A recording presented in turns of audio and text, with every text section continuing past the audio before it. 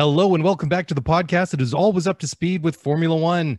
Mark and Mark, Daly and Hamilton, Thing 1 and Thing 2, here to talk about what we love to talk about on Thursday nights, and it's Formula One. Today is March 13th, 2021. Can you believe it? I can't believe that we're halfway through. Sorry, did I say March? I meant May. I mean, that just goes to show you that I'm completely out of sync with how fast this year is progressing. I mean, this week went absolutely so quick. I mean, it only seems like, like yesterday or 2 days ago when we sat down to do the Spanish Grand Prix recap show. And here we are, another weekend's upon us. Alas, no Formula One, but we'll make it work. We'll persevere and we can push through to another weekend. But how are you doing, sir? I'm doing fantastic. And you know, it's crazy. I was lucky enough to get my first vaccine a couple of weeks ago. And it was something I wasn't probably expecting until probably June or July. And you know what, that lifted my spirits and emotionally it put me in a whole new state. And then the good news is so many of the people that I know in BC and British Columbia and the greater Vancouver area started getting their vaccines this week. So it feels more than ever that there's some light at the end of the tunnel, which is fantastic. Yep. And I think what's going to be really exciting if you're a Formula One fan is if you live in a country or near a circuit that hosts a race in the back half of this year, there's a very real possibility that you might be able to attend a race in person. And I think for those of us that maybe don't have that opportunity, watching an F1 race when there are tens or 100,000 people in attendance is a much greater spectacle than it is watching a race when those grandstands are empty. To me, empty grandstands are preseason testing, no matter how great the action is on the track. So I can't wait till our listeners have the opportunity to get back to races. And I can't wait till we can see the races with those packed grandstands, with people waving the flags of their favorite teams, with their banners, with the barbecue happening, with the fireworks, all of that spectacle. I cannot wait. And I think what's exciting for me potentially is, I keep looking at that date on the calendar, which is, you know what, Montreal is obviously not happening this year, which is really sad for a lot of reasons. It's the right thing by Formula One standards, but I keep looking at that calendar and I look at October and I look at Austin, and, you know, we've got some of our listeners that are going to COTA, that are going to Circuit of the Americas. And I keep thinking, like, is that a possibility? Is that a possibility? And, you know, it's like June, July, August, September, 5 months out. Like maybe that's something that could happen for us this year. So I keep looking at that in the future, but I think emotionally, I'm in a pretty good place, man. Thanks for asking. And you're right, there's no race weekend this year, but that doesn't mean there isn't a lot to talk about. Well, exactly. What also makes me feel good is mailbag. And again, the listeners have stepped up, had some wonderful messages and comments and just tweets and everything. So I just want to dive right into it.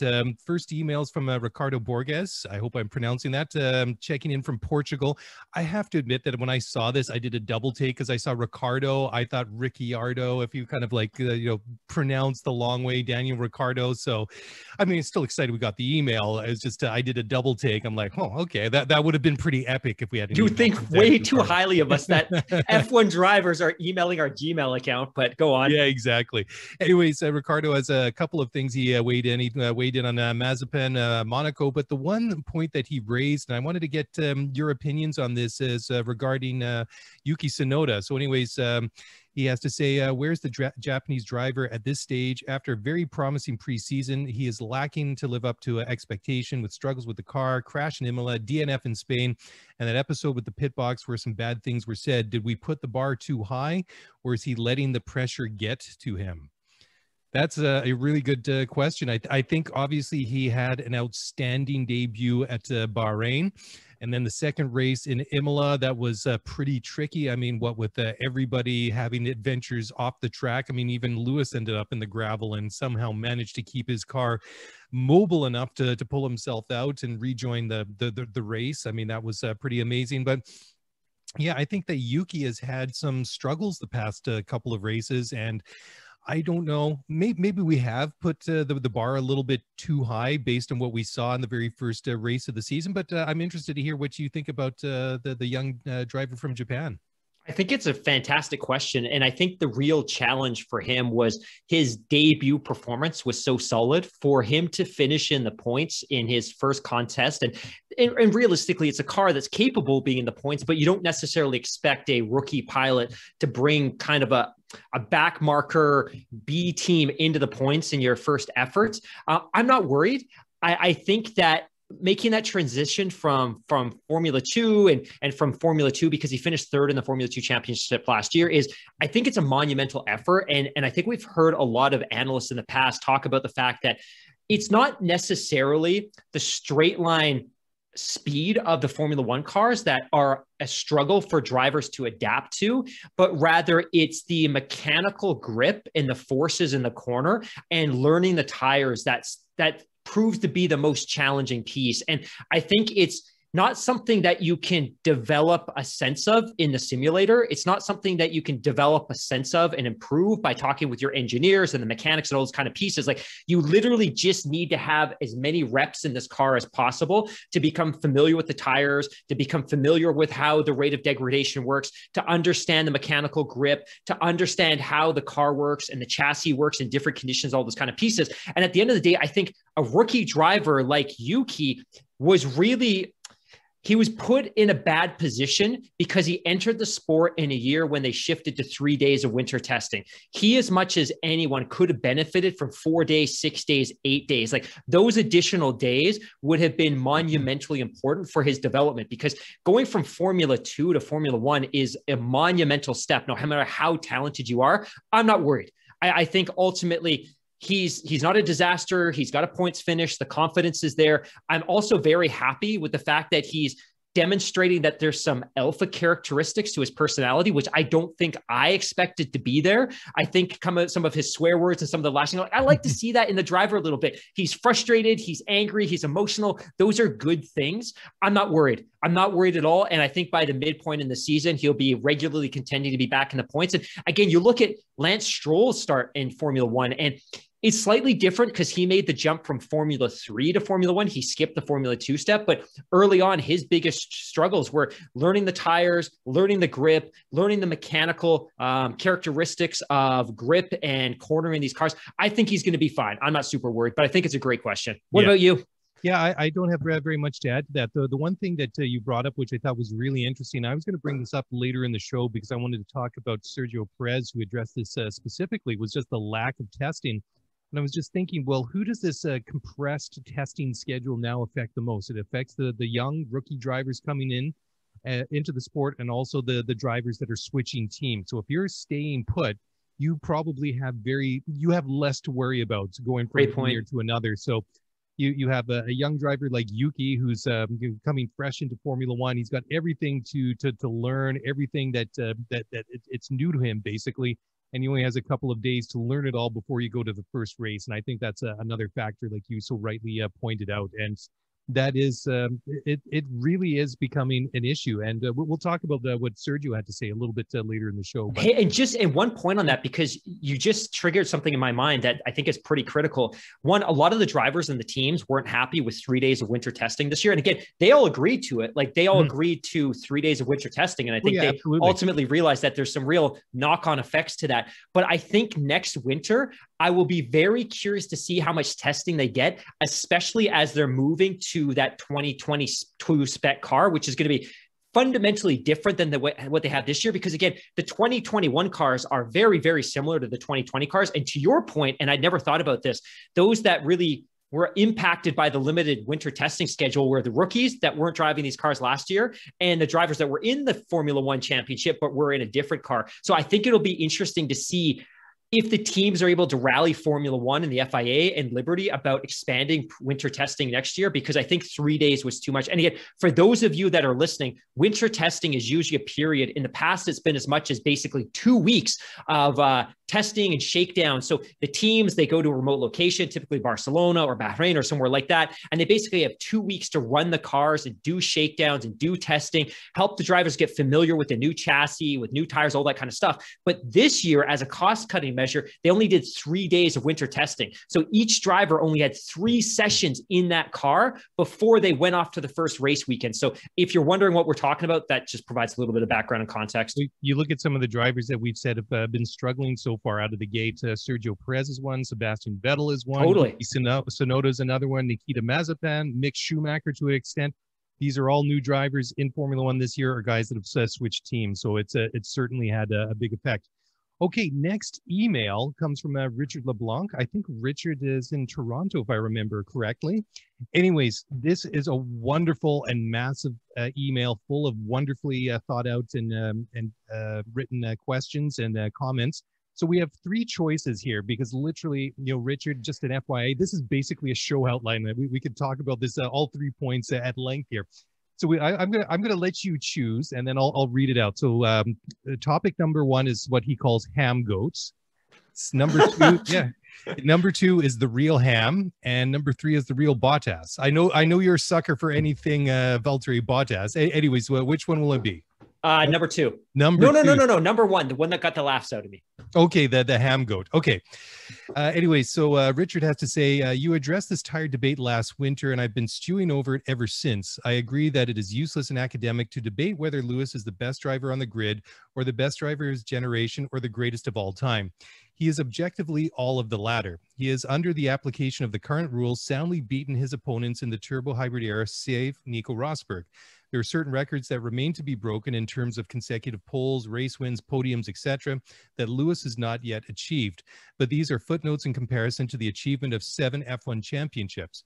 However, I believe the debate needs to shift to the circumstances. The true issue, in my opinion, is the formula and the FIA. They have catered to Mercedes' dominance without sufficient evolution to the level of the playing field.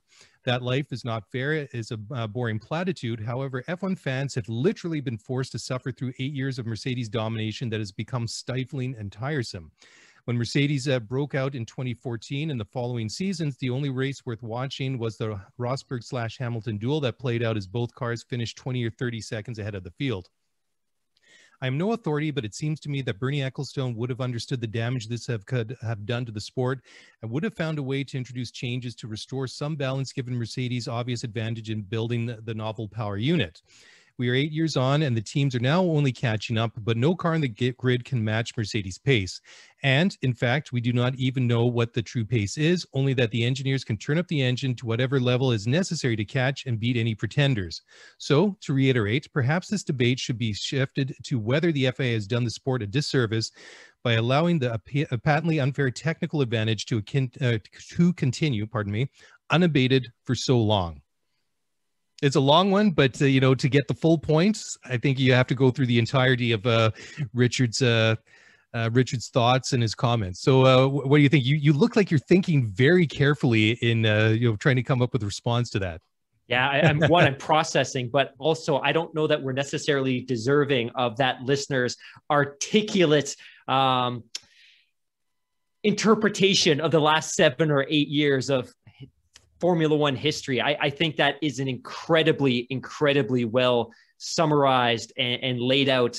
Well, you should read. I'll let you read the other one. I mean, the points that he makes about Hamilton, the real Hamilton, and then also about the real Bottas, equally as good. Just a fantastic email.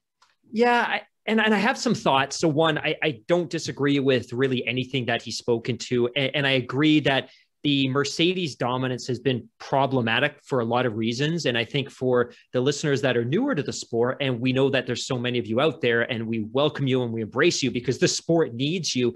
But the real criticism of Formula One leading into, well, even this year has been that you've had a single team that has so overwhelmingly dominated the sport at every turn without even the slightest indication that somebody else might be able to compete for a championship, short of, I would say, brief moments of brilliance from Ferrari in 2018 and 2019 before they were effectively caught cheating, right? So I don't disagree. Like, it's been bad for the sport. I don't agree necessarily that if Bernie Ecclestone was still in the sport, that he would have fundamentally implemented changes that would have favored the field at the detriment of Mercedes. It's not the way the sport's necessarily structured. You can't simultaneously unilaterally impose regulation changes at the power unit level or the aerodynamic level. At that level, like it's something that has to be a collaborative approach, and there needs to be a degree of agreement between the teams and Liberty/Formula One and the FIA. And the reality is, if it was possible to unilaterally or bilaterally impose changes on the sport for the betterment of the other 9 teams, I think we probably would have seen it. In fact, I give tremendous credit to Liberty for immediately recognizing what the state of the sport was when they effectively took it over in early 2017 and began the process of implementing changes. And I think one of the things that they probably don't get enough credit for is they were able to work with the teams on a new Concord agreement in a way that generated relatively little friction. And to be totally honest, in the past, when the teams have been working on developing a new Concord agreement, there's been so much friction that the sport itself has almost been torn apart. So I actually give Liberty a tremendous amount of credit. I don't think that they could have imposed changes within their first year or two of ownership that could have created the parity that we all want to see. But I think that they've laid the appropriate groundwork. And I don't think it's fast enough for some of our longstanding fans, but I'm kind of curious to hear what your perspective is on this one as well. You know, it's interesting. I think he raised a lot of good points, and the one that really stood out for me was the one specifically, pardon me, about Bernie Ecclestone. And you know, like you raised, you know, it isn't that easy just to implement ways, sort of just across the board, unilaterally, like I guess was being suggested. But the thing is, Bernie, in some respects, he just always, I don't know if he would do what you would maybe consider was best for the sport. I think he always did what was maybe ultimately best for Bernie. And if that also benefited the sport, then I think he would have gone with it. But it kind of got me thinking when I first read this, that would he have had a limit to something like that? And I'm not really too sure, because I mean, we have seen other periods in Formula One where we've seen other teams dominate. I mean, McLaren back in the 80s and the 90s, and Williams at different times. And then we had that historic run with Michael Schumacher back in the late 90s and early 2000s with the Ferrari. But the thing is that all those sort of dominant eras all sort of naturally kind of, they kind of ran their own course, right? Totally. And eventually just, you know, the other teams caught up, or people moved on or retired, or whatever the case may have been. But the thing that's unique about Mercedes is that even though that there's more, I don't want to say parity, but the gap between themselves and the Red Bull of Max Verstappen is closer now than it has been at any time in the past couple of years. I mean, I guess you could go back to 2018 when Ferrari was, I guess, at their zenith in this era, when they, you know, Sebastian was mixing it up with Lewis and winning races, and then occasionally, you know, and then Charles was winning some races there as well in 2019, and then Bottas always winning races in there in that era as well, and still is, of course. But that is just, it's interesting, because when you think about it, there doesn't seem to be any indications that this era of Mercedes dominance is going to come to an end anytime soon. And I don't know what Bernie would have done differently. I mean, it is something I've really been sort of tossing around in my mind the past couple of days. And I know that hindsight is 2020, and I'm kind of leaning towards the fact that you know, the point that Richard is making, I think it's actually quite valid. I think at some point that if and I think maybe that's a little bit different, because you know, viewership and interest seems to be going up. I don't know how much that has to do with you know, Liberty's increased marketing and the exposure of Formula One in the United States and Drive to Survive and all that. But the one thing that I keep asking myself is, if things had stayed the same and listenership, viewership, and just interest across the board started to decrease, and Bernie was still in charge, would then have he tried to intervene and try and implement some sort of change? I kind of leaning towards that probably he might have. I think he would have. I think if it started hurting the bottom line of Formula One in the pocketbook, I think that's where he would have stepped in. What do you think he would have done?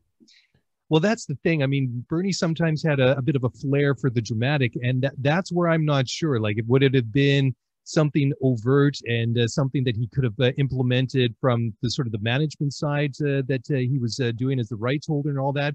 Or would it have been sort of these sort of backdoor power broker moves, you know, phone calls to, the powerful in the FIA and Formula One, and try and force through his agenda, sort of AKA House of Cards, something kind of like, sort of political machinations and things like that. And that's how I think he may have got something done. And, I mean, we can speculate and talk about it because, number one, it's obviously a lot of fun, but it's number two, we can never prove any of this, but I think he would have maybe tried to put something in. If it looked like any one of those teams in the past, Williams, Ferrari, McLaren, whoever, if it looked like it was going to drag on nigh on a decade, I think he might have tried to do something one way or another. I really get that feeling. I totally agree. And I hadn't really thought of it that way, but I think if Bernie was effective at anything, it was the backroom deals, and whether they were transparent or above board or even necessarily legal, that's often how he conducted business. And it makes me, I recall now a moment 3 or 4 years ago, and this was prior to Red Bull signing an agreement with Honda for Honda to be their engine supplier. But at the time, Red Bull was receiving power units from Renault, and they'd had a long-standing relationship with Renault, but that relationship had effectively run its course. And there was a huge amount of friction. And Christian Horner and the entire Red Bull organization made it very clear that they wanted Mercedes to be the supplier of their power units. And Mercedes perspectives, like, we're not legally, contractually, or from a Concord agreement perspective, obligated to provide you engines. And we're not about to start feeding our engines to potentially our chief competitor. And Bernie, and whether it was because he thought that if Red Bull was running Mercedes power units, it could create more parity, and it probably would have, to be totally honest, or whether he just didn't like the leadership team, Toto, et cetera, at Mercedes. He would, at the time, was putting a tremendous amount of pressure on Mercedes to start supplying power units to the Red Bull team. And the way that he started twisting the knife in a lot of ways was he was very, very, very involved in the production of Formula One television broadcasts. And I don't know if you recall this, but at the peak of the disagreement between Bernie and Formula One and Red Bull and Mercedes, there was a race in Japan, and it was a race where I believe Mercedes finished 1-2. And again, this might be more of an urban legend, but if you go back and watch the race, like, it's factually true. Mm-hmm. The Mercedes cars didn't appear at all on the broadcast. And it was because Bernie had basically said, look, if you're not willing to play ball contractually with working with Red Bull, we're just going to take you off the broadcast. And that's a big problem for Mercedes, because all of their sponsors pay to put their logos on the car, so they appear on television when you're winning races. So it was just kind of one of those ways that Bernie would kind of twist the knife and work those backroom deals. Yeah. But yeah, so he may ultimately have found a way to achieve greater parity, but it probably wouldn't have been through a collaborative approach that brings all the teams along the journey of coming to that same conclusion. It would have been more forceful, backroom oriented. Yeah, absolutely. Great question, though. Yeah, absolutely. Well, I'm going to save one of these ones because they are sort of like evergreen questions. I think I'm going to pick up one of these ones again next week. Okay, next question comes from Alyssa, and this is another good one. It kind of dovetails nicely with the email from Richard. Anyways, Alyssa has to say, quick mailbox question. I'm new to F1 Gen DTS. I'm wondering if fans loved or hated Michael Schumacher when he was dominating. I'm starting to feel a little uncomfortable with the way both fans and often the F1 media talk about Lewis Hamilton. It just feels really hostile. I understand wanting more competition, but it really feels over the top. Even big media outlets are constantly crediting other things with his success, openly hoping he will lose, and even saying things like maybe he might possibly be the greatest of all time. It's hard to say. I live in LA, and while LeBron gets plenty of hate, I can't fathom anyone from ESPN implying that LeBron might not be the greatest of all time, or one of the greatest of all time. Everyone seems to absolutely love Michael Schumacher, and I'm wondering if he was treated differently when he was racing than when Lewis is. Do F1 fans just not like winning? Is this racial? Even the people from the UK seem desperate for him to lose. Great question. So, I was a fan of Michael Schumacher back in the day. And, when it came to Schumacher, you either loved him or hated him. And there was no middle ground when it came to Schumacher. But she raises a couple of really good points in there. And I saw that you really, threw your hands up there when she made the LeBron comparison. So why didn't you pick up on that? I know you're dying to speak on that. You know what? Fantastic question. And super, super excited that you reached out and asked this question.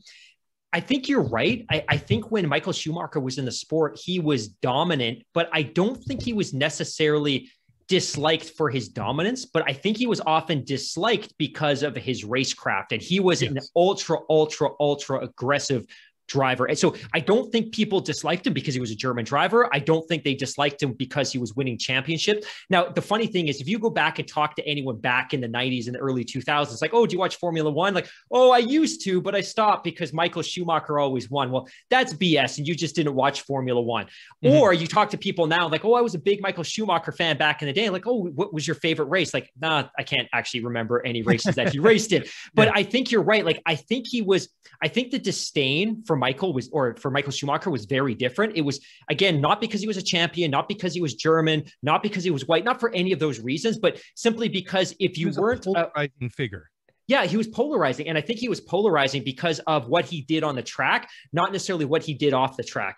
I think in the case of Lewis, and I think this is a really astute observation, and I actually believe it's something that we're less aware of in the US and Canada, is that especially in the UK, there are a couple of very specific tabloids who have individuals that cover Formula One that probably have no business covering Formula One, whose entire agenda is to bring down Lewis Hamilton. Mm-hmm. And I believe some of it is probably racial. Some of it's, I would suggest probably quite a bit of it is racial, unfortunately. And I definitely agree. And she makes this wonderful kind of analogy about ESPN and LeBron James. And I'm a huge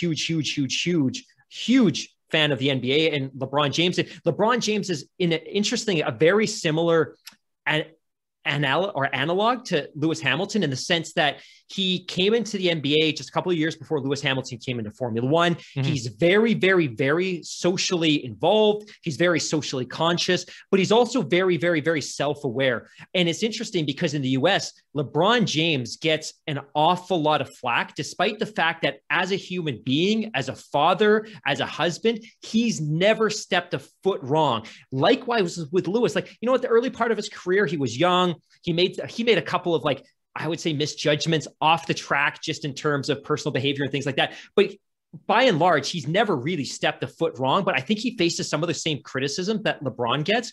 But from my perspective, I keep looking at Lewis, and you know what? Maybe you don't love him. Maybe you're not a fan of Mercedes. Maybe you're frustrated because he's run off 7 championships and maybe he didn't deserve that seat, blah, blah, blah, blah, blah. But as long as he's been with Mercedes, he's literally done everything you could have asked for him to do on the track. No mistakes, amazingly consistent. Off the track, no mistakes, amazingly consistent. So maybe it's partly because he is socially progressive, and some of those folks in the media who have the ability to get a message out through a newspaper or a broadcast or whatever, don't necessarily believe in his social justice, more progressive messages. I don't know, but I see it and I hear it, and it's especially acute in the UK for some reason, despite the fact that that's where it's from. Yeah, it's interesting. And I was thinking about this too. And I've said before that I would like to, it's not that I didn't want to say that I don't want to see Lewis win this year. I want to see somebody else win. But the thing is that if the competition is close and he still wins, and I'm still fine with that. I mean, I only don't want to see Lewis win because I think it's time for somebody else to. But I mean, if he's still the best out there, then he deserves it, right? And I mean, I have the absolute greatest amount of respect for Lewis Hamilton and what he's done in Formula One. It's absolutely amazing. And the fact that he's been such a good driver for so long, it really is remarkable. I mean, we can go back to, as Richard said in the previous email, that sort of tired debate about, whether he's the greatest of all time, is he the greatest of his generation, etc. Right? I mean, as I think he pointed out, he is all of the above, right? And it's just, I'm almost pretty much done with this conversation. I mean, yeah, me too. Just in general, I mean, he's a fantastic driver. Yes, some people unfortunately don't want to see him win, and for all the different reasons that you so properly pointed out. And I wish that the discussion could just move away from that and just enjoy what we're seeing on the track right now, because I'm really loving watching this battle going on between Max and Lewis that we've seen over 4 races. I hope it goes another 19. And, you could throw in that, the wrench that, say, what if they have like a Rosberg Hamilton incident like they had in Spain or at Spa, that one incident that could take this very tense but very sporting rivalry that these two drivers have and add that sort of, flame to the fire, just really set it off. But, at the end of the day, if Lewis wins title number 8 this year, I'm okay with that. Like I say, I would prefer to see somebody else win, not because I don't want to see Lewis lose, but it's just time for a change. But Lewis is for what it's worth. And I totally agree with everything you said. And I'll just add so we can wrap at this point. Again, fantastic question. Thank you so much for reaching out. Lewis is in a tough position because he races in an era of the world where drivers and athletes and celebrities have a different type of platform than they've ever had before. And when I talk about a platform, I'm talking about accessibility through social media. Michael Schumacher lived in an era where if he didn't want to be disturbed off the track, he could vanish into the countryside, into the mountains, and he was off the face of the planet. And people were cool with that because that's simply how the world was back then. Mm-hmm. With Lewis, he's in this really tough position because he has the best car, arguably in the history of the sport. So the expectation is that he wins, and he does win every single year. So he's criticized for winning because he's got the best car. But if he didn't win, he'd also be criticized. And then from an accessibility and a social media perspective, he has this platform, and there's a tremendous amount of pressure on him to leverage his platform for social justice and socially aware messaging, et cetera.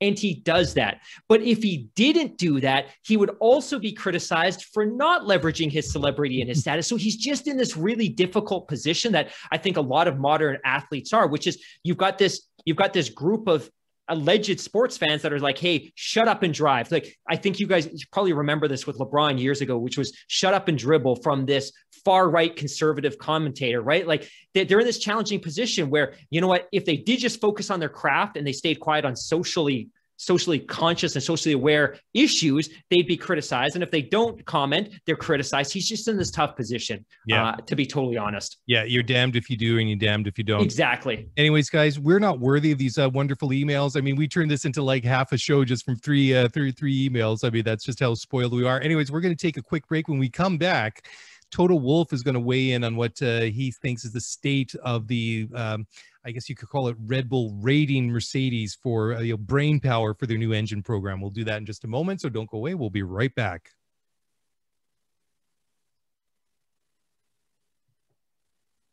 All right, well, welcome back to the show. So Total Wolf says that 15 staff and an empty factory are not enough for Red Bull to start building basically competitive power units by 2025. So anyways, Toto had to say, quote, we have about 900 people working in Brixworth. They approach 100 and they got between 10 and 15, mainly manufacturing staff, no performance. And in that respect, if I were to build a new factory, I would also start like that. Between hiring two handful of people and having a full up and running competitive engine factory, there's quite a long way to go. I think Red Bull can do it with the resource that is being put in, but Mercedes and the others have been in the sport for many decades building the structure. So 50 guys in an empty building site construction is not going to be sufficient in order to be competitive in 3 years with a new power unit.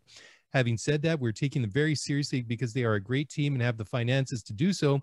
But if we know one thing in Formula One, that it needs time, no money can accelerate the learning curve, end quote. So yeah, certainly that last portion of the quote, ask Honda, they know that 110%. I mean, when they came into the sport came back into the sport in, what was it, 2015? 2015. Yeah, they were a country mile behind everybody else in terms of performance. But it's interesting the way that he's sort of downplaying I don't want to say the quality of the people that Red Bull has lured away from Mercedes, but more the type of the people that they've lured over to their new engine program. More sort of hands-on people rather than sort of the brainiacs, the nerds that are going to design and be the real brain power behind this engine program.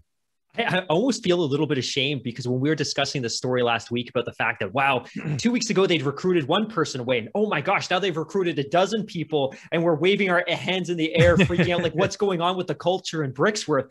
But I think he does a really good job of putting this into perspective, right? It's like, hey, we lost 15 people. We have 900 people working in Brixworth, and Brixworth is the small town in the UK where Mercedes develops their power units. It's about 20 or 30 minutes away from their core factory. But yeah, he puts this into perspective, right? Which is Mercedes has 900 people at the facility where they develop their power unit. They've lost 10 or 15. That's nothing. That's a fraction of a percentage of the total workforce. And ultimately, he also puts into perspective, which is currently, and I'm not necessarily sure how he knows this, but Red Bull have 100 full-time staff working on the power unit that they're trying to get ready for 2025. And what's crazy about that is we don't really even know what that power unit's going to look like yet, or what the characteristics of that power unit are going to be. So they can't be doing anything meaningful yet. And the reality is the power unit that they're running this year, next year, and the year after is pretty much set in stone. And I think a lot of the heavy lifting that they're doing right now is that engine's been developed in Japan. The facility that's been developing that power unit is based in Japan. So really, they're just bringing all of the brain trust and the IP over and setting up shop so that they can start building slightly modified future variations and iterations of that power unit. He's absolutely right. In fact, the message he has here is not only we're not worried about losing the 15 guys, but Red Bull's in a position where they need to be worried about having enough people to be able to develop an engine in time for 2025. It was an interesting twist on the story last week, because I think we came in panic. Mercedes is in big trouble. And Toto's like, nah, cool your jets, boys. There's no issue here. Yeah, I think obviously he's always going to downplay it, but when he puts in that light, it really kind of makes it sound like it is absolutely no big deal that the people they got are not going to really significantly impact the operations of either team, to be quite frank, but certainly very interesting. And when you kind of put in that respect that, they've got 100 people for the Red Bull engine program right now, and they're certainly going to have a lot of work to do in the next couple of years. I mean, they are going to get a little bit of support from Honda in the meantime, but they've got their homework, piles of it in front of them, or else the engine that they have in 2025 might be more akin to what Fred Flintstone had in his car other than what they might be expecting. Of course, I'm being a little bit flippant there. Hey, moving on to the next one. This was kind of stood out, and this was a comment by Liberty Media's CEO Greg Maffei, who was talking about the cost cap. And this is quite funny. I'll just read the entire quote. It says, quote, Bernie Ecclestone and Max Mosley, after the 2009 recession, tried to get a cost cap in and couldn't get it done. We got there. Dumb Americans. What do we know about the sport? We say we want to get it done and they laugh at us. Chase gets it done. Full credit, Chase and team. So Chase did an amazing job changing the tone, setting the sport in the right direction, and above all, getting that Concord agreement with the cost cap. Chase remains our non-exec chair, and that relationship is valuable, end quote. I thought it was kind of interesting because, of course, the article I saw was a little bit clickbaity. I mean, the whole dumb Americans were laughed at kind of thing, but it is interesting just the way that he kind of frames it there. He says, dumb Americans, what do we know about the sport? Well, obviously they probably didn't know as much about the sport compared to the people that were there before them. But I think what they understood was the property that they had and the fact that the financial model that was in place was just not sustainable. And that's why I find this whole thing that goes back to last year, the whole cost cap, the whole, the whole new Concord agreement, all these emergency cost measures that were put in place in the middle of a freaking pandemic, which at the beginning, I mean, you talked at the beginning of the show, now there's light at the end of the tunnel because we're, 15 months into this thing. We have vaccinations going on around the world. I mean, back, in the spring of 2020, I mean, things were very, very different. And they managed to get all these things done. And I think that they really do deserve credit, because I have made this comment before that I think that Bernie did a really good job building Formula One to what he did over that 40 years or whatever it was that he was in charge. But he took it as far as he went. And I still wonder, I sometimes think about this whenever I hear these cost cap comments come up, that if a Liberty hadn't come back or taken over in 2017 or whatever it was, and Bernie was still in charge, or his organization was still in charge, where would we have been with Formula One when COVID hit and everything started falling apart? Because when I think about it, I don't want to say that with Liberty we dodged a bullet, but I think that might be a little bit too extreme. But I think that what they did, that they absolutely deserve the credit for, because I think that they took what was obviously a very precarious situation, which, all the teams and the sport in general were just hemorrhaging money because they weren't racing, they weren't getting ticket revenue, they weren't getting TV revenue, and all those sorts of things, that they took them in a very dangerous position and stabilized it and put a floor in that, yeah, guys, we've really hit rock bottom here, but we can build from here and hopefully not sink any lower. I think there's been some, I don't know if you would call it criticism, but I think some of the analysts in the media suggested that the only reason the Concord Agreement came together so easily in 2020 was because of the global economic circumstances and the uncertainty related to the global economy. I don't necessarily buy that. I think Liberty as a group instilled a tremendous amount of trust in the core members of Formula One, the Formula One family, at least when it comes to the teams that compete in the championship. I think that they have a tremendous amount of respect for Liberty. I think they absolutely buy into the vision. I mean, ultimately, if you look at what was achieved with that Concord Agreement, it was a cost cap. And the last time that Formula One and the FIA tried to impose a cost cap on the sport, it was coming out of the 2008 recession. And for those of you that weren't around back then, the series almost split apart. And I just bring this up in the background, but June 18th, 2009, amongst incredibly contentious negotiations for the new Concord agreement, the Formula One Teams Association has announced that it is setting up a breakaway championship. June 2009, Ferrari, McLaren, Renault, BMW, Sauber, Toyota, Braun, Red Bull Racing, and Toro Rosso have announced that they are leaving Formula One to create their own championship. Like that's where we've come to where we are now, which is that the teams are collaborative and they're absolutely involved. And I think they trust the vision that ultimately Liberty has for the future of the sport. And again, last year was unique, right? And you make this great point about the fact that early on, the sport was hemorrhaging money. And they're hemorrhaging money because they have a huge dependency on the revenue that comes from TV deals.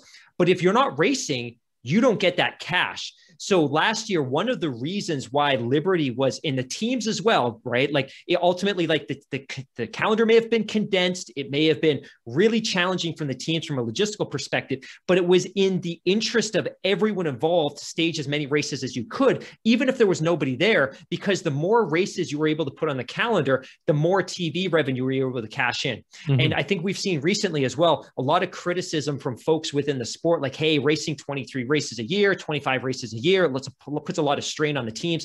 You know, it wasn't Liberty that unilaterally agreed or decided to do 25 races. Like the 25 races was agreed upon by all of the teams because they saw the net benefit of the TV revenue and the ticket revenue that would be associated with those additional events. I can't even remember now what the original question was, and I've gone on this crazy tangent, so I'll throw it back to you. No, it was just basically the comments from Greg Maffei just about the whole dumb Americans not knowing anything about Formula One. But I just go back to the original point. I think they knew what they had in terms of a property and how valuable it was and how scalable the sport is in terms of building it in certain areas of the world that remain untapped or under U.S. market. The United States for once. Yeah, absolutely. And, I don't think that Formula One is completely out of the woods just yet. I mean, the one thing that I think is amazing is in all the turmoil that we saw at the beginning of the pandemic, we didn't lose any teams. I know that it was very touch and go with Haas. Williams, I still worry a little bit about, but maybe less so than Haas because they have the new owners with Derrilton Capital. So from a financial standpoint, I think Williams is a little bit better. Haas, I still have some significant question marks about how solid this team is and, how committed Gene Haas is to Formula One and all that. But I go back to what I said right off the top here. I think they do deserve the credit. So I'm just going to add to this as well, because the finance and the economy of Formula One is my favorite subject in the world. And I don't want to spend too much time on this, but I totally agree with those comments that I think there was a lot of skepticism about Liberty and how they were going to be able to bring the teams together. And again, when I talk about skepticism, it goes right back to that same traditional old guard British press. And the old guard British press has a disproportionate voice in the world of Formula One because so much of the sport is based in that country. Yeah. The other thing I think now too, that probably hasn't been the case in the past, especially coming out of the recession in 08, 09, is that we're in this global economic kind of asset bubble. And I think probably now more than ever, sports teams are highly valued as an asset. And I would suspect that if any of the Formula One teams became available today, I think there would be a huge amount of demand to buy into the sport. If the sport is going to continue on this upward trajectory in terms of viewership and revenue and global exposure, I think the fact that there's only 10 teams makes them incredibly valuable. And to be totally honest, I honestly believe that the best possible thing for the sport is if Haas exited the sport and allowed somebody more astute at ownership and management was able to step in. And again, Haas has demonstrated that he can run a world-class racing organization in terms of NASCAR, but he hasn't been able to demonstrate the ability to do that in Formula One. And maybe that's because of the leadership team that he's put in place there. But I have no concerns that the sport would be able to find a really quality owner very quickly. And it's funny too, like I've heard stories from Ross Braun about when the Honda team was put up for sale at the end of, I guess it was the end of 08. And they talked about the fact that they were taking meetings with people that were straight up scammers and pirates and had no equity or no capital at all, but they were so desperate to find a new owner, they had to sit through these meetings. I don't think that would be the case now. And I think there would be a lineup of people that would want to buy into the sport. Yeah, I think that you raised some good points. I think that one person that might be interested in buying Haas would, I think, be Mazepin Sr. I think this whole sponsorship thing that he has with the Uralkali, I think it's just sort of a foothold, kind of a, doorway into Formula One. And I wouldn't be surprised. Totally agree. That It's terrifying, but I totally agree. Yeah, I think that if Gene Haas was to say that that he was pulling out, I think that immediately that the Mazepins would be the first logical people to be linked with taking that team over. And just remember as well that it's alleged or understood that they bid on Force India and bid at a value higher than ultimately Lawrence Stroll's family did, but they weren't interested in saving jobs and bringing that company out of administration. They just wanted the asset that was the Formula One team, and ultimately they went in a different direction. But they're very hungry for an F1 team. You're absolutely right. Well, I mean, they even took that one even went to the courts. Ultimately, the whole case that they tried to push forward was not didn't succeed. But they're certainly very keen on owning a Formula One team. Hey, let's take another break here, Mark. When we come back, I want to talk about teams that are done and not done with developing their cars over the course of the remainder of the season. We'll do so in just a moment, so don't go away. We'll be right back.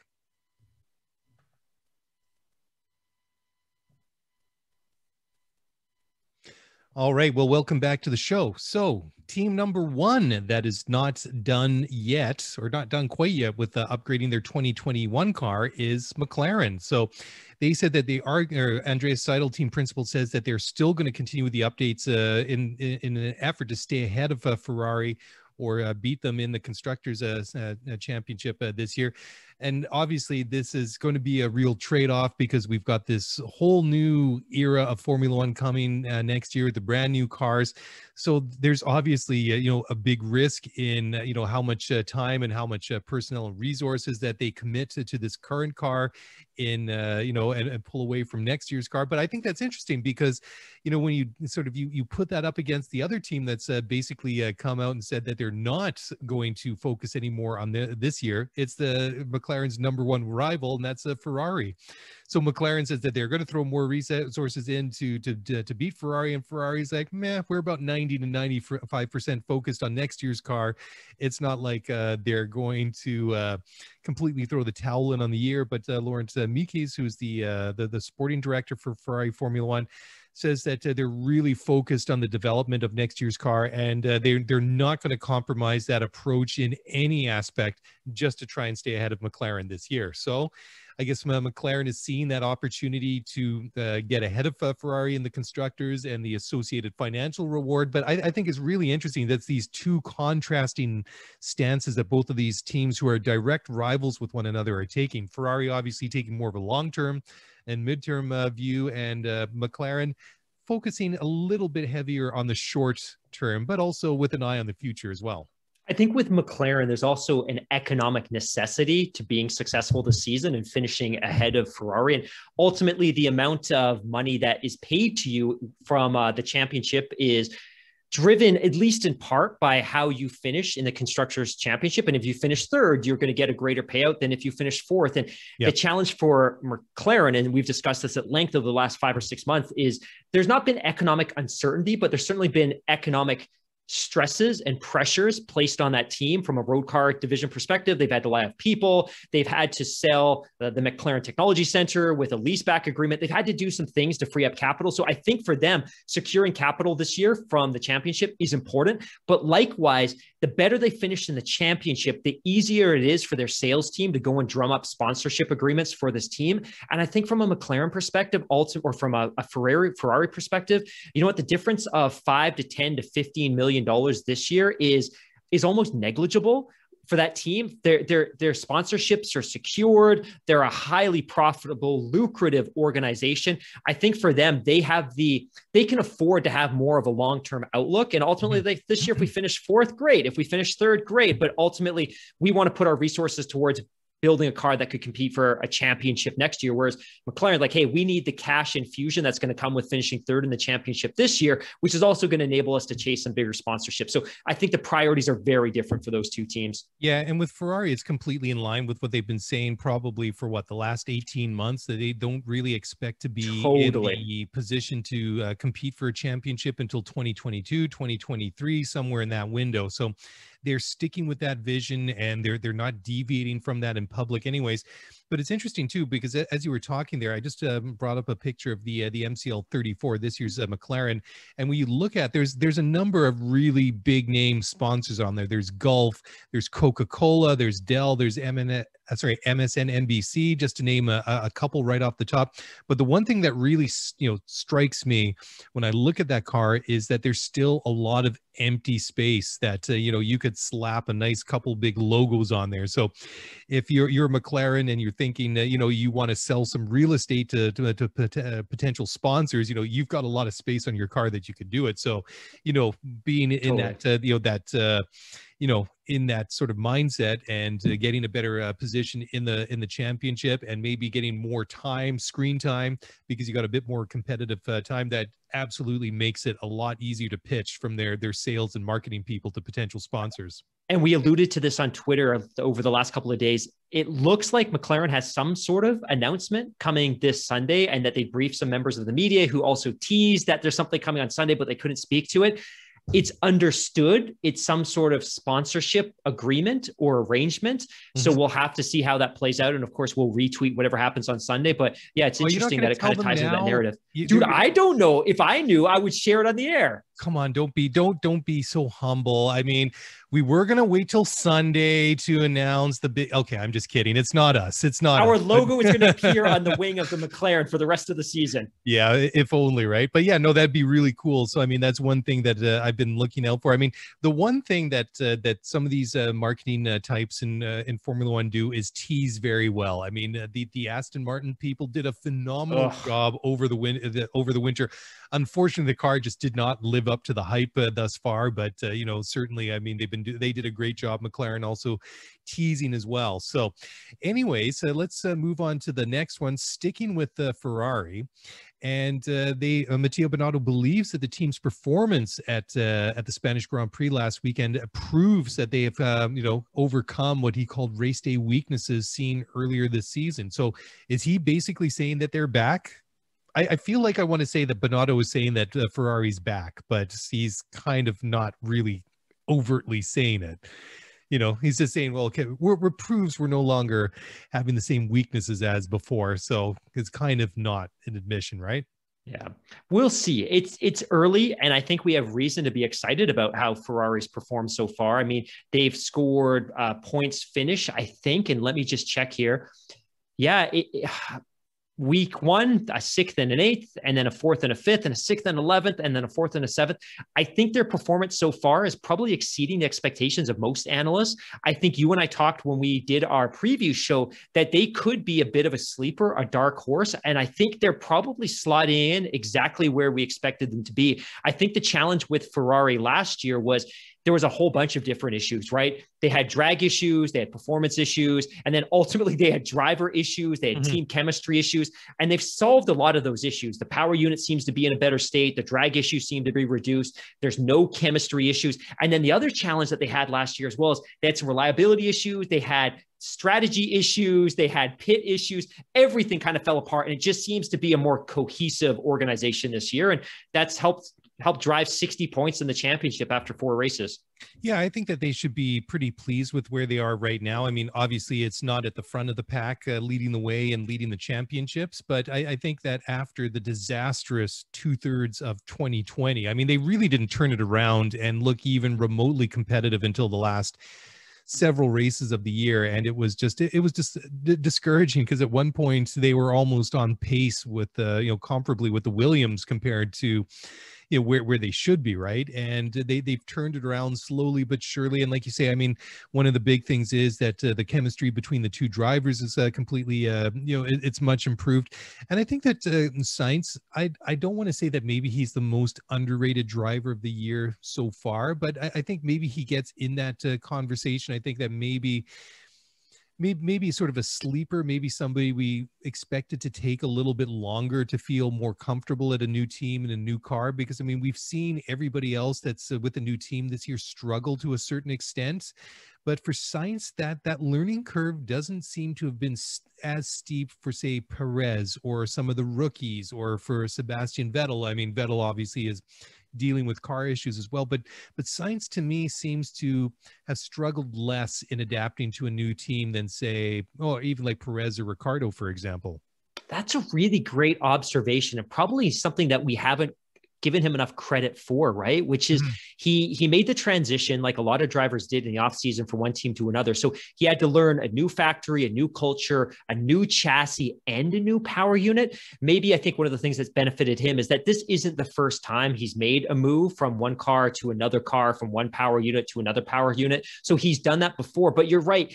And again, his performances have been okay. An 8th, a 5th. He finished out of the points in Portugal, and then he rebounded to 7th in Spain. So it's been a solid performance. He's got 20 points in the championship. He looks pretty good. He's certainly improving. And I think his performance and his start probably could have been better if he had more than 3 days of winter testing. But to be fair, the same could have been said for the whole field. But yeah, quietly putting together a reasonably strong finish. Now, that said, he only has half this championship points that his teammate Charles Leclerc has, who has finished 6th, 4th, 6th, and 4th. And finished just off the, well, actually, I should say just off the podium. On paper, he finished just off the podium, but in reality, it was more than 10 or 20 seconds back. But ultimately, I think this is probably where Ferrari would have expected to see him after four races.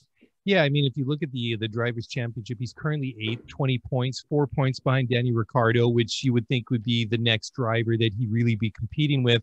And then he's 12 points behind Sergio Perez, who has 32, which is obviously, not a sufficient amount of points for a guy that's driving that car. But I mean, when you look at it in the standings like that, he's behind both of those drivers, but still, I think that he's been a little bit more, I guess, a little bit more consistent, a little bit more reliable. And like I said, to me, it seems like he struggled less than those other two. Now, whether or not he can really build upon those building blocks over the first 4 races and do something with that and maybe pass Ricciardo or challenge Perez. I mean, I keep thinking at some point Perez has got to turn it around and figure this car out and really do a more solid job and do what's expected of him. But certainly Sainz, I think, is I think he's one that we need to keep an eye on moving forward. Okay, well, let's move on to the next one. And this is, I can see you wanting to start pulling your hair out now. And this is Sebastian Vettel at Aston Martin. I mean, both of you and I were really looking forward to seeing what Aston Martin could do. Build upon that racing point from last year and build, an Aston Martin branded car. It's been very disappointing, and Seb is just admitting, he's flat out saying that he doesn't have the pace currently to really fight for points. And this was, comes on the heels of what he said was another frustrating weekend last weekend in Spain. And well, it's hard to disagree with that. I mean, Lance has had some points finishes here or there, but they haven't really been, we would have expected him to finish higher up. I mean, based on what we saw last year, it's just a frustrating situation to watch. And Lance, I think, has got a bit of a benefit because he's getting the updates a little bit earlier than Sebastian. But regardless if it's Vettel or Stroll, it's just a bit painful to watch this team at the moment. I guess ultimately their biggest challenge is, and you're absolutely right, during the offseason, I was buying a ton of Aston Martin stock, not literally, but emotionally, psychologically, I was all in an Aston Martin. Yeah. But I think the challenge is that they went into 2020 and they brought out this challenger that obviously in a lot of ways fundamentally cloned the Mercedes car of 2019. And the challenge is, while that was great last year and it helped them win a Grand Prix, we move into 2021 and the regulation changes changed again. And unfortunately, the car that they brought last year was brought back to the grid this year, but it's fundamentally incompatible with what would denote or what would generate a great racing car this year. So they're in this bad place where ultimately the car that they have last year isn't compatible with the regulations this year. It's creating all kinds of issues with aerodynamics and drag and all these other kind of pieces. And then ultimately the cars just aren't competitive. And you and I have talked about this before. I don't see a way out of this for them this year,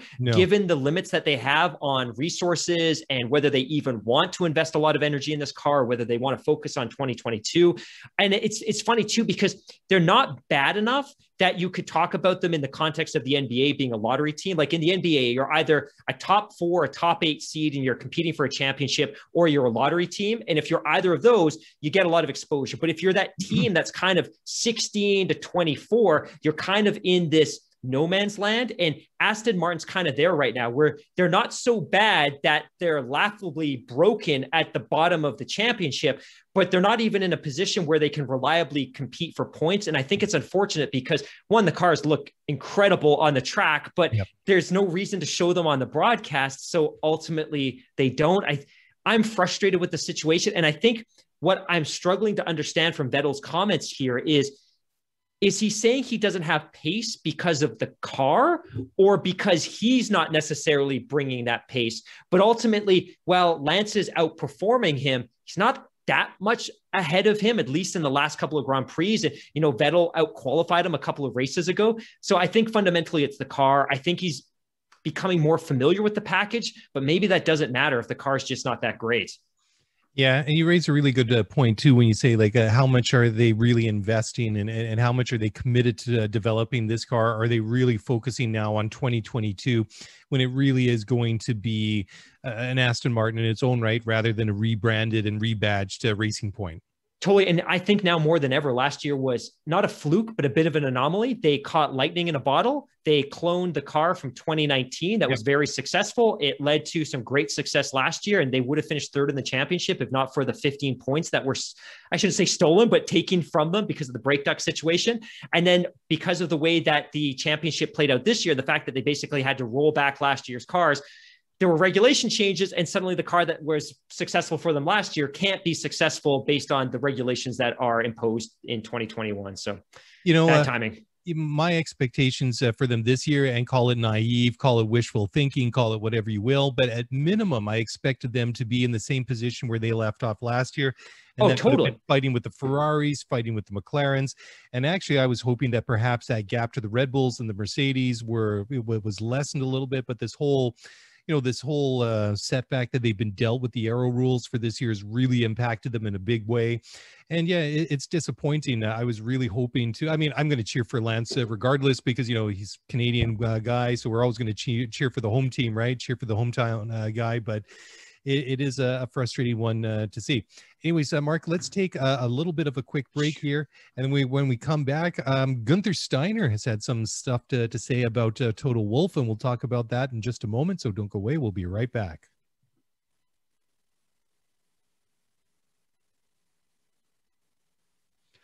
All right. Well, welcome back to the show. And yes, this is funny. Well, maybe it's not funny. Maybe it just proves I'm a little bit weird. But anyways, when I saw this article about Gunther Steiner, team principal of Haas, talking about Toto Wolff and how Toto wanted what he called a little bit of publicity when he got on race radio over the weekend to complain about the blue flags and Nikita Mazepin holding up his cars and everything like that. I can't help it, and maybe it's DTS, but every time I read a Steiner quote, I hear his voice in my head. Me too. I don't know what it is, and I don't necessarily get that when you have other team principals like Toto Wolff has a very strong accent, maybe not quite as strong as Gunther's, but still, I don't know. He's always been one of the sort of standout personalities in Drive to Survive. I mean, he's obviously quite pointed in some of his comments. Anyways, what Gunther had to say was, quote, "I didn't hear the message. They just told me the debrief that Toto said something, but I don't know exactly why and what he said that. So I cannot comment because I do not know the circumstances, but I think Nikita did a good job today to get out of it. Maybe Toto being Toto just wanted to make sure that he's here showing who is in command here and that everybody should move when he's coming along, He put himself on the radio and didn't let his guys do the work. He wanted a little bit of publicity, I guess. So yeah, because Toto needs publicity. I don't know. I'd love to hear the actual quote, because the way that I read this almost sounds like a little bit tongue in cheek. Like if you read the headline, it seems a little bit cheeky. It seems like a little bit. A little bit almost putting Toto down a little bit when you read it, it comes up as it doesn't seem very serious. It seems like a very lighthearted kind of brushing it off kind of thing. Like, oh yeah, well, whatever. It's just maybe wanted some publicity kind of thing, right? Yeah, I totally agree. Yeah. It's funny too, because we're conditioned, and obviously for many, many, many years, not necessarily live, but we've always heard snippets of the driver pit communication. So you'll hear Hamilton 5 times a race talking about how his tires are done, his tires are done, his tires are done. You'll hear a lot of the drivers complaining about Mazepin getting in their way, blah, blah, blah, blah, blah. But by all accounts, this was the first time on the F1 global feed that a message from a message to race control from one of the teams has been aired. So I think what Gunther Steiner is saying here is that this entire situation was manufactured, that obviously Toto knew that during the broadcast, they were going to broadcast a conversation between race control and one of the teams, and that Toto injected or inserted himself into the microphone to make sure that it was his comments that were heard. So it's kind of speculative, it's kind of conspiratorial, but it's also just kind of funny that Gunther Steiner, of all people, is criticizing Toto Wolff for seeking attention when Toto Wolff gets all the attention and glory and glamour he possibly needs. And Gunther Steiner himself is a bit of a, I don't want to call him a bit of a clown, but he's obviously opinionated and very authentic and very real. And I also have that same issue that you do, which is every time I read a Gunther Steiner quote, I hear the voice, but I also hear the quote prefaced by 17 F words and concluded with 14 more F words, because if you've watched Drive to Survive, he doesn't hold back on the cursing, which I actually kind of appreciate as well, because I just appreciate that he can be authentic. But yeah, I thought this whole thing was kind of funny. Yeah, I did too. I thought it was kind of funny, just the way that they did it. But, you know, it's funny too, because we never really hear like Toto on the race radio, like period. And I kind of wondered that too when I heard that. And I read this article too. It's just like, how manufactured was this? Like, what was this? The producers picking up on the fact that people had been focusing and complaining about Mazepin, and there's this sort of this thread about him being, you know, like the not most experienced driver. He's a slow driver. We've talked about it quite a bit, and I thought too that perhaps that there might have been a bit of a, this is the perfect soundbite to grab. Toto is on the radio right at the perfect time. Let's air this one. Totally. And unfortunately, I wish we could get more of those, Gunther Steiner F-bombs on race radio. But then again, I guess that's not really family friendly in the course of a normal race broadcast. Anyways, let's talk now about Sergio Perez, who said that the compressed time that he had in the testing schedule over the winter is really, it's really holding him back in the season so far.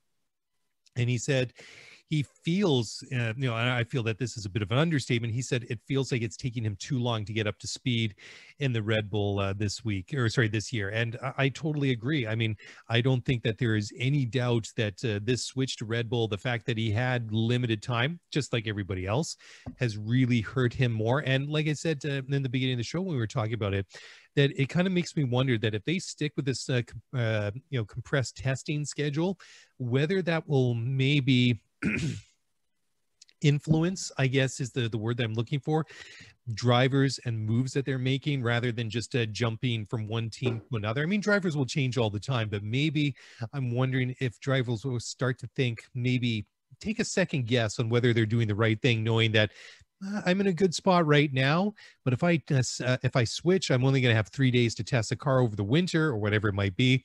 And do I really want to set myself further back in order to move forward at another team? I think that's a really great question. I think it maybe doesn't apply to Sergio, and you know this, obviously, in this circumstance, because he was in a situation where he didn't have a choice, where ultimately his future was predetermined, because the Force India / Racing Point / Aston Martin team had already made an agreement to bring in Sebastian Vettel, despite the fact that he was in the middle of a 3-year contract. But I think you're right. If I'm a driver and I'm in a really good situation and there's an alternative lucrative offer, maybe I weigh the pros and cons and just stay where I am, because you're right. The cost to my career of struggling through the first 4 or 5 races, trying to adjust to a new team, a new car, a new chassis, a new power unit, could be pretty devastating. We alluded to this earlier in the race, but historically, winter testing in Formula One has been as much as 2 weeks, 2 4-day weeks. So you would potentially get 8 sessions to become familiar with a car. And there used to be in-season testing and all of these different opportunities. But again, the teams agreed with the new cost cap, with the new Concord agreement, that 3 days of winter testing were going to be the norm. They all agreed to this. Now, the drivers may not have been a part of that decision, but the teams agreed, and they needed to have understood what the knock-on effects were going to be. Now, in terms of Sergio, again, we talked about this last week, man. Like, he's not a young driver. He's 11 years deep in this journey. He's been with 3 different teams, 4 different teams, a multitude of different chassis and power units. He was around in the V8s. He's been around for the hybrid era. He doesn't have as much of an excuse, I believe, as Gasly and Albon in terms of adapting to this car. And I know we talked last week and we alluded to the fact that, hey, maybe there's just something really unique, or there's some characteristic that makes the Red Bull car very special and challenging to drive if your name isn't Max Verstappen. But like one of our listeners, Randy, called out, the reality is, prior to Albon and prior to Gasly, they had another driver in that car, and Daniel Ricciardo, who had no control, no issues piloting that car to race wins. So ultimately, I think it's on Sergio at this point, and he needs to figure this out. Yeah, especially for, like you say, for a guy that's over a decade deep into his Formula One career, that you would expect, yeah, sure, initially you might be having some challenges, but almost a quarter of the way into the season, you would think that those challenges and those issues that he's dealing with would be pretty much solved by now. And just to layer one more thing on there too, he's got a 1-year deal. So nobody needs to put any more pressure on him than he's putting on himself. 1-year deal, and it's done, potentially. Yeah, potentially, and that's a great point, because that makes you wonder if some of the issues that he has or he is having is maybe self-inflicted, just because the amount of pressure he's heaping on himself to get it right and deliver what Red Bull and he expects that he can do with that car. So that is a great point. I mean, we're going to have to watch this because certainly the longer that this drags on for, obviously doesn't play out well for him in terms of trying to go back and get another contract out of these guys. But then again, we have the circular conversation when it comes to Red Bull. And we've been having it almost every year now since Ricciardo left at the end of 2018. That if they don't bring back Perez next year, who are they going to bring up to that team instead? Are they going to try and bring Gasly back? Do they have somebody else? I mean, Perez is the first guy that they basically brought in from outside that organization. So it's kind of fun to talk about, because it's a story that kind of keeps on giving, but it certainly is. There's no shortage of fuel for this fire. Let's put it that way. Totally. Okay, let's move on to the next one. I'm trying to speed this up because I know you're trying to get to MotoGP Corner. So no, I've been waiting to get to Bendy Wings. That's okay. The highlight of the show for me today. It's Bendy Wings. I was going to talk about the Bendy Wings because you brought it up because the article you sent me, I guess the lead in it was clamp down on flexible rear wings amid suspicions that some teams are bending the rules. And I love that, because I was just like, is this a pun? Was this intended? Was this accidental? Because it's a brilliant way to describe it. And well, let's talk about it in a moment. Let's just take one quick final break, because then we can talk about Bendy Wings and we can talk about MotoGP, and everybody can go home happy. And if everybody's already at home, they can just stay happy. Anyways, so let's take that quick break and we'll come back in just a moment. So don't go away. We'll be right back.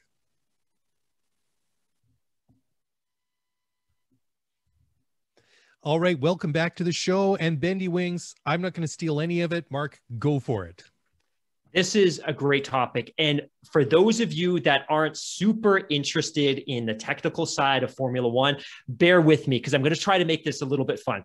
So if you're new to Formula One, you're part of that Gen DTS, there's all kinds of fun stuff that happens on the track, the racing, the bumping, all that kind of stuff. There's a lot to talk about with drivers and their performance and driver personalities and all those kind of pieces. But one of the topics that always dominates the discussion in Formula One is the technical regulations of the sport. Ultimately, Formula One cars they're not prototype cars in the sense that teams can do whatever they want from a design perspective, but it's closer to the prototype concept than potentially any other mainstream racing series in the world. That said, the cars are still highly, highly, highly, highly, highly regulated. And today in Nerd Talk, we're going to talk about the rear wing on the back of the cars. The rear wing on the back of the car serves a couple of purposes. One, it creates drag, and two, it creates downforce. Drag is designed to slow the car down, and downforce is designed to help keep the car stuck on the ground. If you were to take a Formula One car and you were to remove that rear wing and let it go wide open on a 1 or 2 kilometer straight, there's the very real risk that car would take off from the ground. So the rear wing serves a fundamental safety purpose, but it also helps provide a tremendous amount of grip, especially in the corner. Now, from an F1 team's perspective, the challenge with a rear wing is that in a long straight, you want as much top line speed as possible. And that rear wing actually acts as a fundamental counterbalance because it actually slows you down. So from a regulations perspective, the sport likes that. They want to be able to regulate the top line speed of the cars, partly because of a safety concerns, but also because they want to create parity. Now, the challenge is teams have always been able to find ways to create some degree of flex in these rear wings. And the controversy that erupted over the last week was, and we talked about this last week, was Lewis Hamilton spent a lot of the race chasing Max Verstappen. And he came out and announced, hey, that rear wing on the Red Bull looks awfully bendy. And what he was referring to was that top speed in straight lines, the rear wing was almost collapsing. It was almost sinking a couple of inches lower than it should have been. And by dropping down, it reduces the amount of drag that's being felt by the car, enabling the car to go faster. Now, the sport effectively outlaws this. Bendy wings are a no-go, but the sport has been they've really struggled to challenge and to control this for a long time, because the reality is you can't build a wing, or you can't enforce a regulation that forces teams to adopt wings that have no flex, because under full load at top speed, if the wings couldn't flex a little bit, they would effectively shatter. So what you find are teams, especially Red Bull, always find ways to push the boundaries of the regulation of the sport. And effectively what happened last week was Red Bull was caught.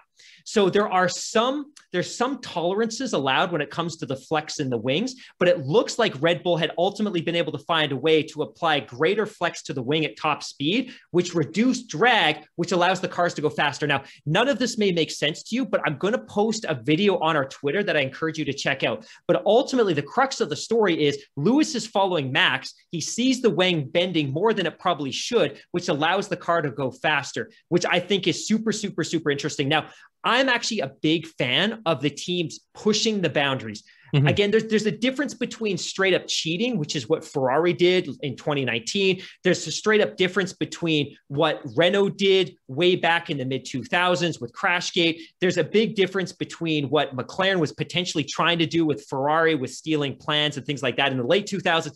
But ultimately, in terms of pushing the boundaries of the regulations, I'm all in. I think it's the responsibility of the FIA and Liberty and F1 to be able to manage the development of the cars and the teams better than they have historically. And we talked about this about a month ago, which is FIA is now going to start injecting inspectors into random teams at the end of each race to look for these kind of things. But ultimately, that's what the controversy was. Basically, in essence, they've been able to develop a mini DRS solution without actually incorporating DRS. Yeah, it really is interesting. And I think you raise a great point. And I don't condone cheating either, but I find it fascinating that, you know, the FIA, they lay down all these rules for Formula One. This is what you're allowed in terms of power units, aerodynamics, all these different areas that are very, very complex, very complicated, very difficult. And then, you know, you have to build a car within these parameters, right? But, you know, I don't see a problem with taking these rules and then interpreting them and finding a way to exploit them to your advantage legally. Totally. You know, but then, you know, it is funny, though, like then the question becomes, you know, where is that line drawn in the sand? When does exploiting the rules become outright gaining an unfair advantage? And I think that's when we see these technical directives and these clarifications that we saw a whole raft of them back in 2019 when it came to the things like, you know, burning oil and all these different, you know, around that whole Ferrari engine controversy. So it is interesting too, because, you know, Christian Horner, Red Bull's team principal, he's basically saying our cars are scrutinized. They've been, you know, reviewed and examined, and, you know, they've been looked at 7 ways from Sunday by the FIA, and they passed, and the FIA is completely happy with the car. You know, I should mention that Ferrari said the exact same thing when it came to their power units in 2019, you know, so, you know, I'm not calling Christian Horner out, or I'm not, you know, questioning his truthfulness, but I'm just drawing a parallel here that, you know, Ferrari, they did, you know, ended up in this situation, and they, you know, everybody was calling them out. I mean, I think it's interesting this time that Lewis is basically saying that, Max's rear wing was, what he called bendy when it came to Ferrari, and the issues that they were having. Max was the one that was calling them out and flat out calling them cheaters, Totally. Totally. It's kind of interesting too that it's flipped around, and it's also amazing that, to hear this coming from Lewis, because, I don't discount like his authenticity and his motives for saying so. Like, I don't think that he would fabricate something like this just to, as some sort of mind games and to try to drag his opponents down into the muck. I mean, I think he's a better person and a better sportsman than that, but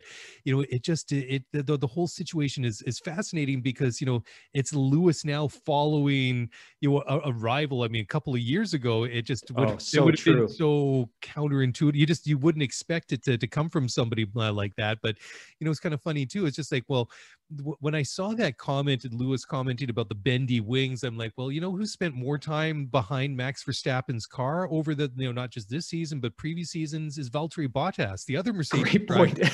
And he didn't mention anything about bendy. So, I mean, I'm not saying that there's any sort of silver tinfoil hat conspiracy going on there, but it just kind of, really popped into my mind. But I thought it was interesting too, because that was a story we talked about a couple of weeks ago, Super Spy Lewis, right? That one of the engineers that used to work for Mercedes just pointed out that, that fine eye for detail that Lewis has, and little weird things that he would pick up and commented on about, like, other teams are doing this and say, hey guys, they're doing that, like, what are we doing about this, whatever that issue might be.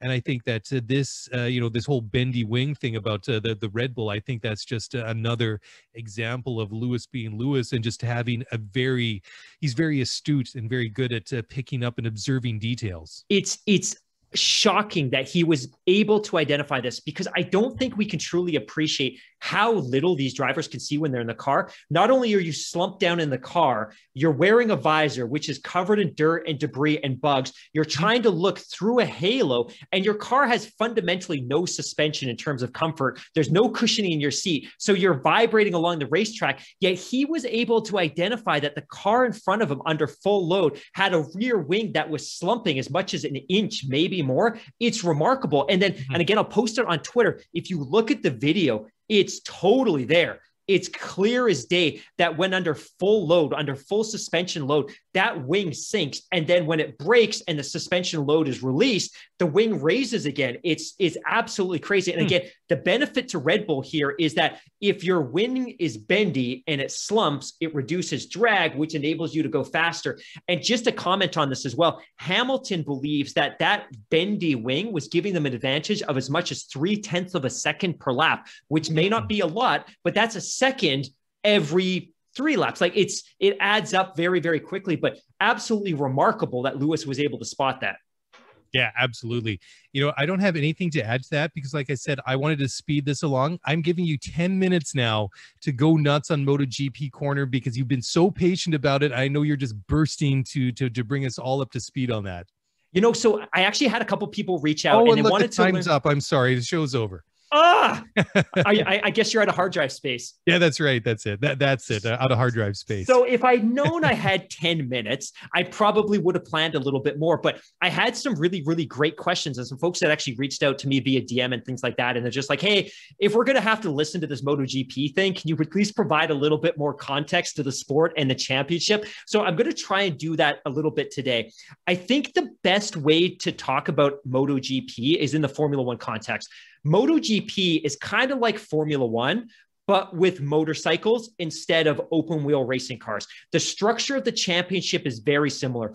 Just like Formula One, they race on premier global circuits across the planet. Now, in fact, there's a lot of overlap. So a lot of the tracks that the Formula One cars race on, the MotoGP bikes also race on. And oftentimes it's the exact same track configuration. So if you watch Formula One and you watch MotoGP, you can actually see the two different types of vehicles racing on the same track, on the same configuration, which is kind of cool. So this year, the MotoGP Championship has 19 races, which is about the norm. They typically, and I said this last year, the real base, the real foundation of the sport is in Spain, at least from a driver development perspective. They get kids starting on bikes as young as 3 or 4 years old, and then they take them through all the kind of the grassroots program. But in terms of the championship, there's a couple of drivers that I think are probably not necessarily transcendent, but probably worth understanding. The first rider that I would probably speak to today is a driver named Marc Marquez. He entered MotoGP in 2013. He won the MotoGP championship in 2013, 2014, 2016, 2017, 2018, and 2019. So in his probably not short history now, but in his history in MotoGP, he's already won 6 championships. And to put that into context, MotoGP is fundamentally different than Formula One when it comes to the demands of the driver. So the races are shorter. So a Formula One race is an hour and a half, hour 45 minutes. A MotoGP race is probably closer to 40 or 45 minutes. And that's simply because the demands on the riders are exponentially higher than they are for Formula One drivers. And if you ever look at MotoGP highlights, it's not unusual over the course of the weekend, sometimes for these riders to fall off the bikes or take 2 or 3 crashes. And again, there's no chassis, there's no crumple zones around them to absorb that impact. It's literally the riders skidding across the tarmac, avoiding bikes and sliding through the gravel trap. So it's a much more physically demanding sport. So there's really 2 riders that are worth watching. One is Marc Marquez, because he is absolutely the premium, absolute champion of the sport right now. And then the other is another rider named Valentino Rossi. And Valentino Rossi is very, very, very much at the end of his championship. He entered MotoGP in 2000. He's won 7 titles. He won a title in 01, 02, 03, 04, 05, 08, 09. He came within a hair of winning the 2015 championship, except for the fact that there was an incident between him and Marc Marquez at the penultimate event, the race before the final race.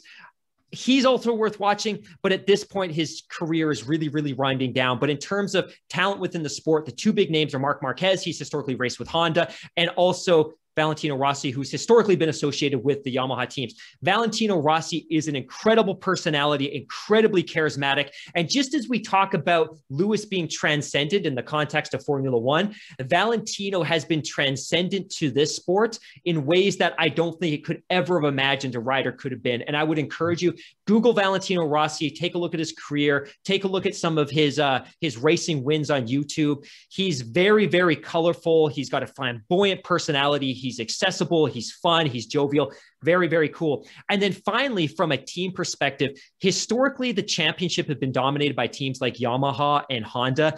Ducati, who is an Italian bike maker, has become much more competitive in recent years. And also some other Japanese manufacturers like Suzuki, and ultimately some more European manufacturers like KTM and Aprilia have begun to become more relevant in the sport. But think about MotoGP as Formula One, but with bikes. Every team has 2 bikes. They have 2 riders, very, very similar. And the structure of the championship is also very, very similar. So that's it for MotoGP this week. I'll give you a bit more of an update last week. But again, some folks that asked, just provide a little bit of context. If we have to sit through this gong show, there you go. Yeah, I'm actually kind of shocked that you didn't mention the obvious tie-up between MotoGP, Valentino Rossi, and Formula One, and the fact that Valentino did test for Ferrari. When was it? About 6-7 years ago? Longer? Oh, I think it may have been about 2006. So is it that Valentino long ago? Rossi, actually, I'm so glad you brought this up. Valentino Rossi tested for Ferrari probably 10, 12, 15 years ago. The tests were incredibly successful, and it's understood he was very, very, very close to signing an agreement, not necessarily to race with Ferrari, because Ferrari was relatively stacked back then. Michael Schumacher was still a part of the team, and Raikkonen was around, and there were some other great drivers. But he had an opportunity to have pursued a Formula One career if he wanted it. It just would have been a challenging and risky move, given the fact that he was the current MotoGP champion, and the entire sport basically revolved around him at that perspective. But you're right, in terms of the talent, he could have raced in Formula One if that's something he wanted to pursue. Absolutely. Cool. Hey, just before we let everybody go, I just wanted to bring up something. I thought this was really interesting. Like about a week ago, I sat down and I was looking at the stats. Where are people listening and watching the show from? And this absolutely kind of blew my mind. The one thing that I was already, pretty aware of, that our top countries for listenership, over 50% of our listeners come from the USA. Then I think it's about 25% in Canada.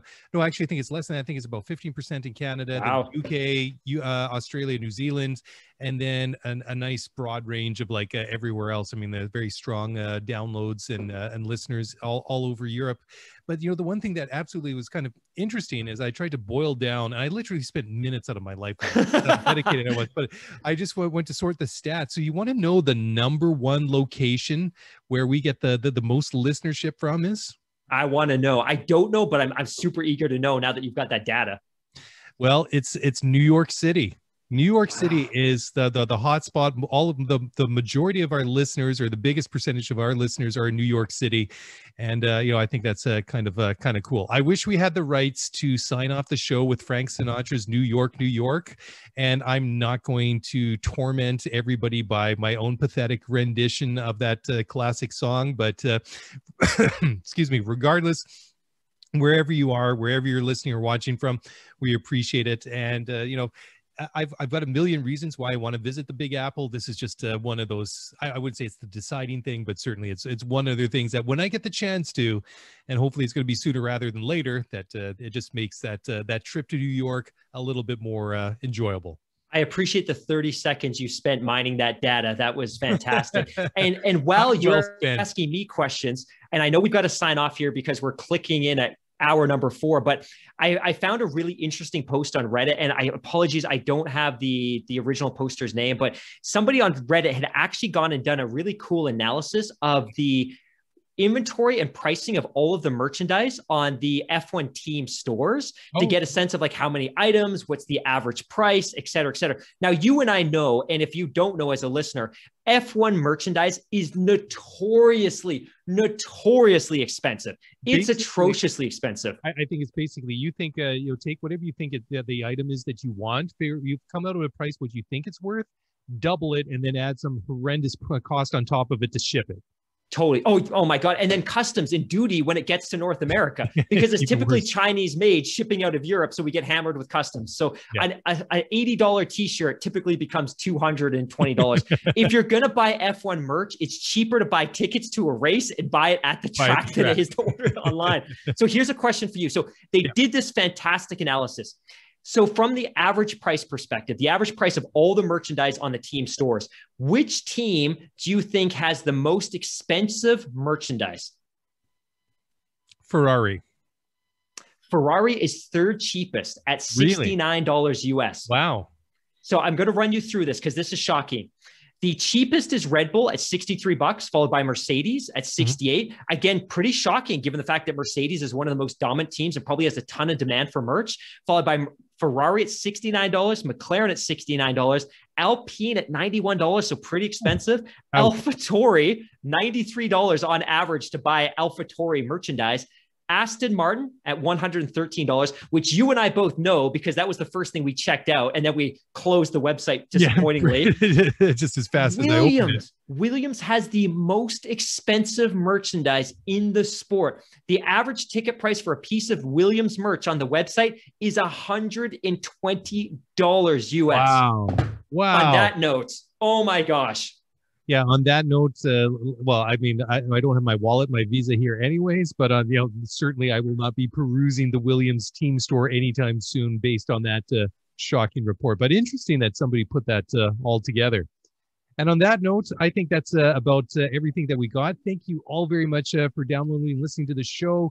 Thank you for your emails, the tweets, the comments, everything. We appreciate it a lot. And, well, unfortunately, no race this weekend, so we won't be back on Sunday night, but we'll be back next week.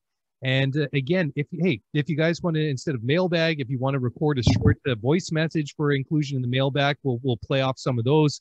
We can do that eventually. If we get the website up and running again, we'll find a little bit of a slicker way to do it. But if you want to record a voice memo, email it to us at scuderiaf1pod@gmail.com or tweet us at scuderiaf1pod. And on behalf of myself and Mark Hamilton, have a great weekend, and we'll talk to you guys again very, very soon. Bye for now.